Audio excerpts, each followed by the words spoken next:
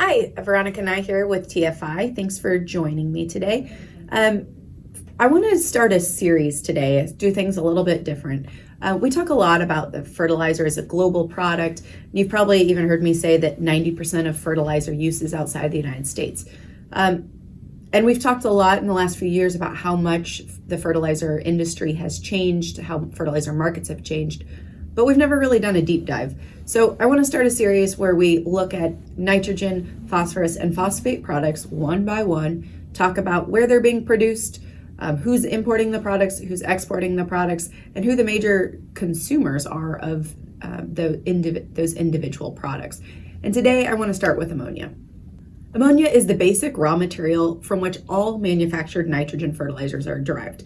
About 80% of the world's ammonia is upgraded into fertilizer. And in a few parts of the world, like the United States, ammonia is direct applied as a nitrogen fertilizer. In fact, in the US, almost 30% of nitrogen use is in the form of anhydrous ammonia.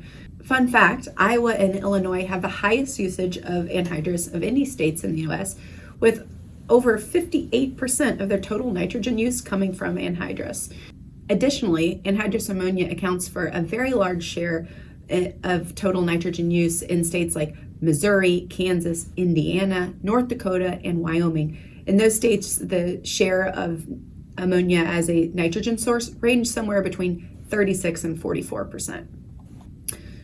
The US is a large producer and user of ammonia, but because we're going to bring this back to the global perspective, we're far from alone. In fact, when we divide ammonia production and consumption across the globe into different regions, the US is in the North American region, which includes the US and Canada. But the North American region only accounts for about 12% of total anhydrous consumption. When we look at some of those other regions, we see that there are other parts of the world that are much larger consumers and producers of ammonia than the United States and North America at large. So when we think about the other folks of the world who are using a lot and producing a lot of ammonia, first top of mind is East Asia region. Think China, where 36% of the total consumption of ammonia occurs. South Asia accounts for another 13%. But what we're going to talk about a lot in these videos is consumption, production, and exports are not the same. Of course, they're happening at different levels in different regions. So, for example, East Asia, I said 36% of total ammonia consumption is occurring there. 36% of production is also